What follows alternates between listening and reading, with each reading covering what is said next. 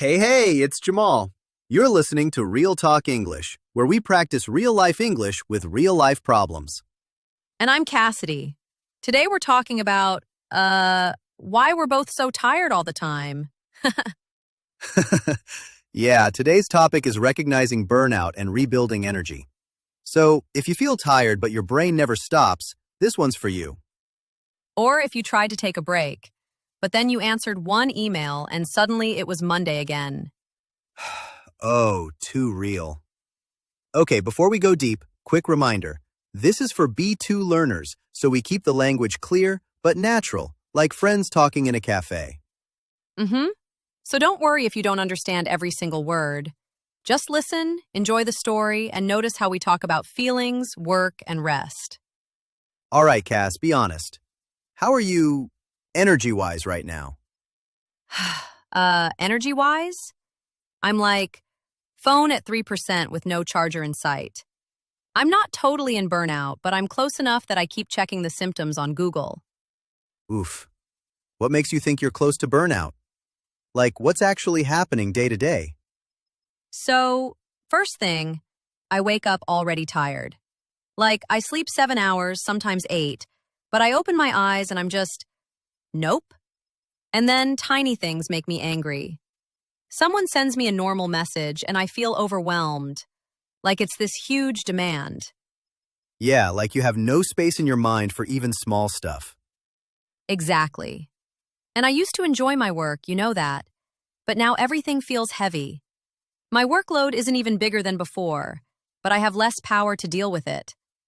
I start a task, then just stare at the screen.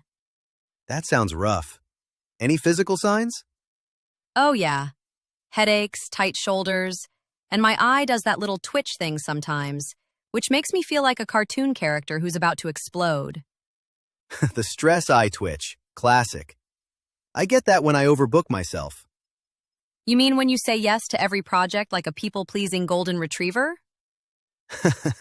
Called out. But it's funny, before I hit burnout a few years ago, I didn't even know the word. I just thought I was lazy and bad at life. Yeah, same. How did you know it was burnout and not just normal tiredness? Okay, so normal tired is like, I worked hard today, I'll rest and feel fine tomorrow. Burnout was different. I rested, like I went on holiday, but I still felt empty. It wasn't only tired, it was this deep, I don't care anymore feeling. That I don't care part is scary, right?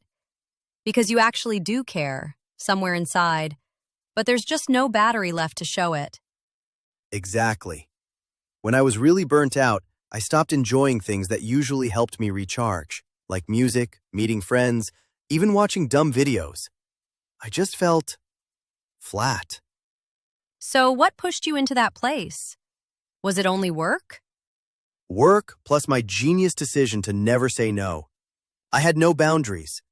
My boss would send a message at 11 p.m. and I'd answer like, no problem, while my soul quietly cried in the background. Oh man, I know that dance. For me, it's not just my boss, it's friends too. Someone texts, "Can you help me move this weekend?" And I say yes, even if I already promised myself a rest day. It's wild how hard it is to prioritize rest. We act like rest is extra, like a dessert, not part of the main meal of life. Yeah, like rest is this guilty pleasure instead of a basic human need. Oh no, I took a nap. I'm such a bad adult. Meanwhile, our bodies are like, hi, I run your whole existence. Can we please recharge for 5 minutes?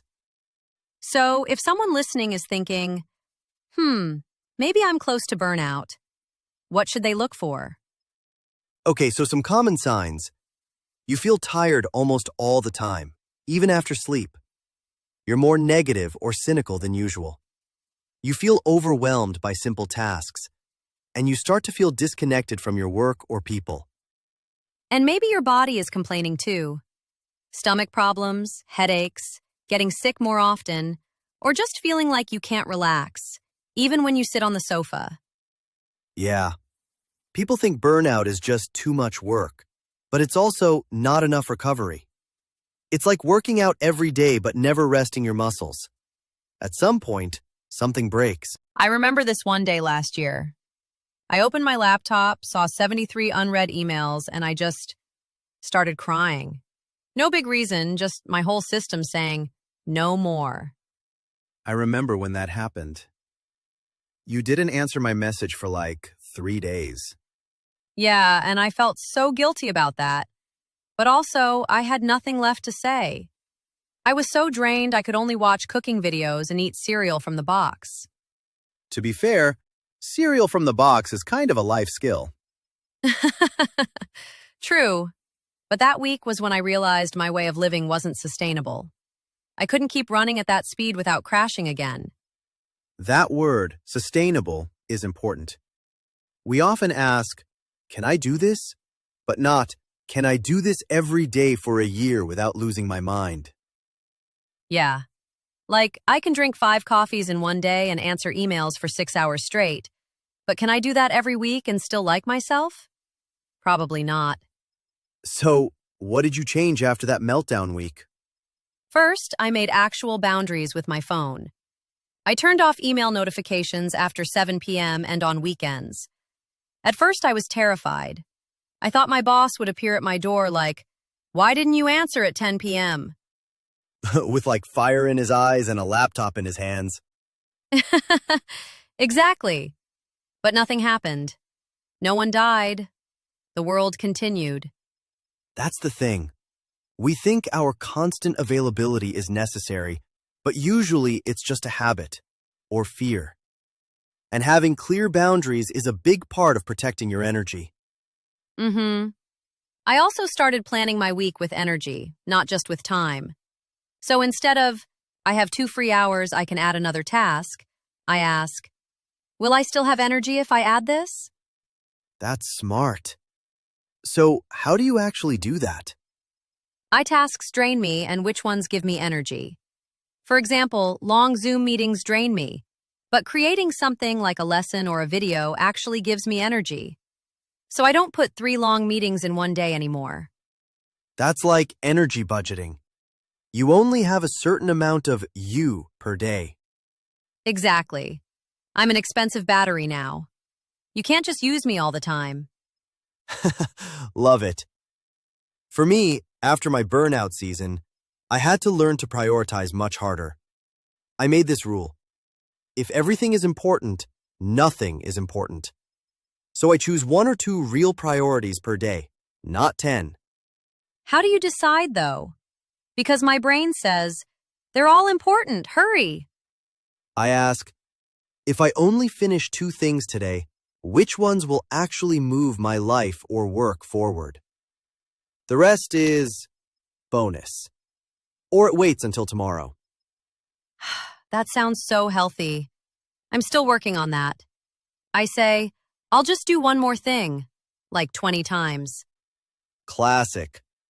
That's why burnout often hits hard-working, caring people. We want to do well, help others, and we forget that our body is part of the deal. Yeah, and no one taught us how to rest well. We know how to work, but rest feels like this strange, guilty zone. When I was recovering from burnout, I had to relearn rest. At first, I thought rest meant just lying on the sofa scrolling social media, but that didn't actually recharge me. So what does recharge you now? Slow mornings. No phone for the first hour. Walking outside without music. Cooking something simple. And honest talks with friends where I don't have to be strong Jamal. I can just be a tired human.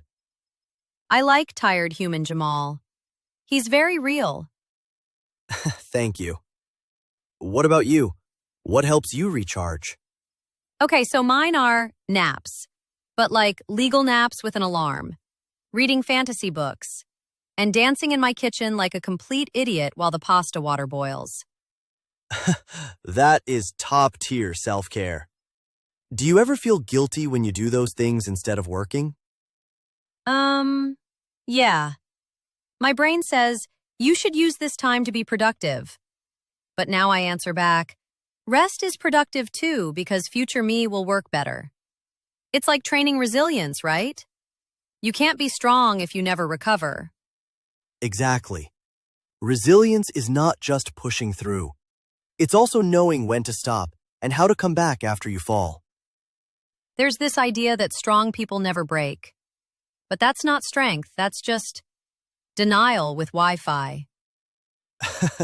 So real. Strong people do break sometimes, but they ask for help. They adjust their workload. They change their habits. That's real resilience. Asking for help is still really hard for me. When I told my manager last year, "Hey, I'm struggling. I feel close to burnout," my voice was literally shaking. What did they say? She was kinder than I expected. She said, "Thanks for telling me now and not when you're already in the hospital." She helped me move one project to another month and told me to take 2 days off. I almost cried from relief. That's beautiful. Sometimes we imagine the worst, but there are people who care more about us than about tasks. Yeah, and even if your boss isn't like that, you can still protect your energy in small ways, like shorter to-do lists or a 5-minute stretch break between calls. Or just putting your phone in another room for half an hour. Weirdly hard, but very powerful. My phone misses me in those moments. I can feel it. It's like, Cassidy, someone posted a meme. You must see it. But seriously, if you're listening and you feel close to burnout, you don't have to fix everything at once. Pick one tiny change. Maybe go to bed 20 minutes earlier, or say no to one thing this week. Yeah, think in experiments, not in perfect plans. Ask, what's one small change that would make my life a bit more sustainable? Then test it for a week. And be honest with yourself about how you feel. If every Sunday night you feel sick because Monday is coming, that's information. Your body is trying to talk to you. For sure. You can even check in with yourself like this. 1.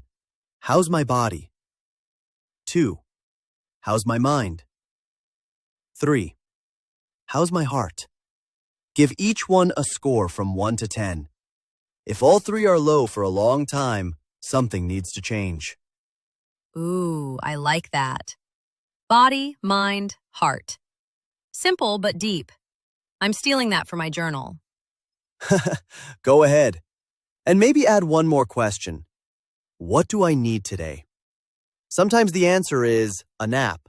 Sometimes it's a honest talk. Sometimes it's drink some water, you dehydrated tomato. I feel very attacked by that last one. Same. I forget water exists until I get a headache. So, okay. We've talked about signs of burnout, boundaries, and rest.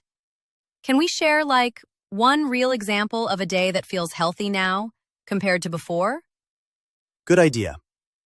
So, before burnout, wake up, check email in bed, panic. Rush to work, skip breakfast, say yes to every request. Eat lunch at my desk. Come home exhausted. Scroll until midnight. Sleep badly. Repeat. I feel tired just listening to that. After burnout, or at least trying to be wiser, wake up, drink water, no phone for 30 minutes. Short stretch or walk.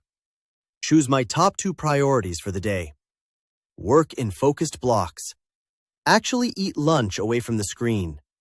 After work, one fun thing, then phone away by 10 p.m. Do you always manage that? Oh no. Some days I fail completely. But I notice it faster now, and I come back sooner instead of living in chaos for weeks. That's key, right? It's not about living a perfect, calm life. It's about catching yourself earlier, before you crash. Exactly. What about you, healthy day, Cassidy?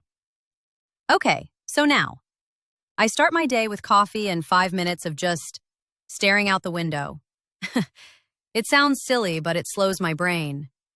I check my schedule, and if it's too full, I move one thing to another day. That's my new boundary with myself. Nice.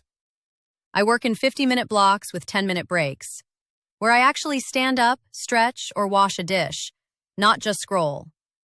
In the evening, I try to meet one friend or do one relaxing thing. And I protect my sleep like a dragon protects gold. Cassidy the sleep dragon. I love this image. But yeah, protecting sleep changed everything. When I sleep better, I can handle stress better. My resilience is just higher. Little problems don't feel like the end of the world. Sleep is like the cheapest therapy, but we fight it. I fought it for years. Now, if I'm working late and I feel my brain melting, I just stop. Even if the task isn't done. I tell myself, tired Cassidy writes bad emails. That's a good rule for everyone listening. Tired you is not your best worker. Okay, before we move to the vocab recap, can we both give one simple sentence that listeners can use to protect their energy? Sure. Mine is, I don't have space for that this week. It's a polite way to say no and protect your boundaries. Nice. Mine is, I need some time to recharge, so I'll answer this tomorrow. You can say it to your boss, your friend, or even to yourself. Beautiful. Okay, language time. Let's do a quick, playful vocabulary recap with some of the key words from today. Yay, vocab party! So, word 1, burnout. Burnout is the state of deep physical and emotional tiredness from long-term stress and too much work, with not enough rest. Overwhelmed. If you feel overwhelmed, you feel like there is too much to handle, too many tasks or emotions, and you can't think clearly. Word 3, boundaries. Boundaries are the limits you set to protect your time, energy, and health. For example, no work emails after 7 p.m. is a boundary. Word 4, sustainable. If something is sustainable, you can continue it for a long time without breaking your health. A sustainable workload is one you can manage week after week. Word 5, recharge. To recharge means to rest and get your energy back, like charging your phone. Humans need to recharge too, not just batteries. Word 6, workload. Your workload is the amount of work you have to do. If your workload is too big for a long time, it can lead to burnout. Word 7, resilience. Resilience is your ability to recover after stress or problems. It's not never falling. It's how you stand up and adjust after you fall. And word 8, prioritize. To prioritize means to decide what is most important and do that first. When you prioritize rest and health, you protect yourself from burnout. You can even try to make a little sentence with all of them, like, to avoid burnout, I'm learning to prioritize rest, keep my workload sustainable, and set boundaries so I can recharge and build resilience when I feel overwhelmed. Look at you, grammar queen. That was a full lecture in one sentence. I do what I can. All right, friends, we're almost done. Thanks for spending this time with us and for taking your energy and your English seriously. Remember, you deserve rest, even if your to-do list is still long. Your health is more important than any email. If you enjoyed this episode, listen again later this week. It's great listening practice and a nice reminder to care for yourself. Take care of your body, your mind, and your heart. And drink some water, you dehydrated tomato. We'll talk to you next time on Real Talk English. Bye! Bye, everyone. Rest well.